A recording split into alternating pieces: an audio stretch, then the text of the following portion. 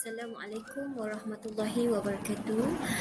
Saya Halimah binti Ramli, pelajar Universiti Teknologi Malaysia Kuala Lumpur. Tujuan video ini dirakam adalah untuk memenuhi tugasan SHPP 1012 Psikologi Pendidikan di bawah tajuk Teori Pembelajaran Kontraktivis Sosial Lev Vygotsky.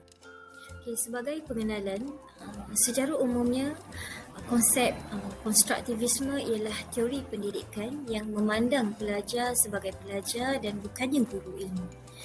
Teori konstruktivisme menjelaskan bahawa pelajar membina pengetahuan tentang topik yang dipelajari dengan cara mengaitkan topik tersebut dengan pengetahuan atau pengalaman yang sedia ada.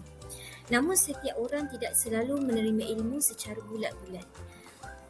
Teori pembinaan sosial mempunyai akar dalam teori kognitif dan menawarkan panduan tentang bagaimana struktur kognitif mengabungkan dan menyusun pengetahuan. Teori pembelajaran kontraktivis sosial menurut Lev Vygotsky merupakan salah satu teori utama yang menjelaskan fenomena kemunculan konsep pada tahap interaksi manusia-manusia.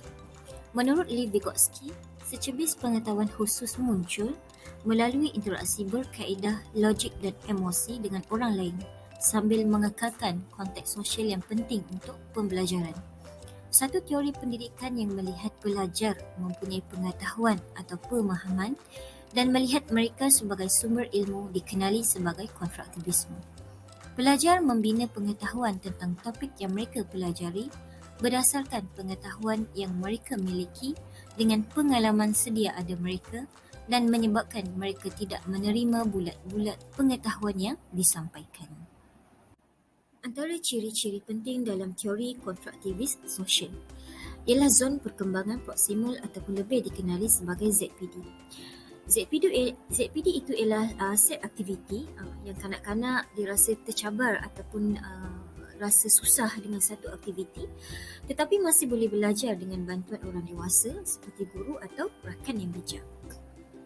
Seterusnya ialah scaffolding. Scaffolding ni adalah kaedah untuk mengubah tahap sokongan. Maksudnya apabila pelajar mempelajari tugasan baru, orang yang mempunyai kemahiran yang lebih tinggi boleh menggunakan teknik arahan langsung. Sekiranya bakat pelajar meningkat, maka arahan kurang diberikan. Ketiga dan keempat ialah bahasa dan pemikiran.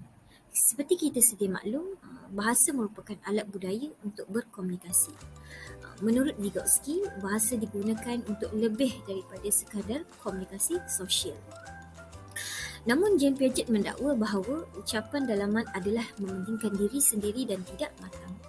Namun ditentang oleh teori Vygotsky, iaitu pertuturan dalaman memainkan peranan penting dalam pemikiran awal kanak-kanak, iaitu sebelum mereka dapat menumpukan perhatian pada pemikiran mereka, kanak-kanak menggunakan bahasa untuk berkomunikasi dengan orang lain. Itu adalah ciri-ciri penting dalam teori kontraktivis sosial. Sebagai contoh, aktiviti kelas berasaskan teori pembelajaran kontraktivis sosial. Jika kita lihat murid dan guru bersama-sama membersihkan ataupun bergotong royong membersihkan kawasan kejiranan ataupun sekolah. Hasil pembelajaran yang bakal diperolehi ialah murid terutamanya dapat didedahkan dengan kehidupan sosial dalam komuniti di samping membuka penerimaan positif elemen-elemen kemasyarakatan seperti saling membantu, bertolak ansur, bekerjasama antara guru dan murid, bertimbang rasa untuk pembinaan personaliti dan semestinya murid mempunyai pengalaman yang positif melalui aktiviti kelas ini yang berasaskan teori pembelajaran kontraktivis sosial.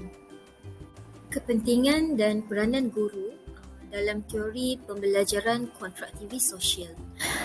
Sebagai guru, mestilah memberi peluang kepada setiap pelajar untuk memerhati dan meniru pelbagai jenis teladan yang mempamerkan tingkah laku yang diingini.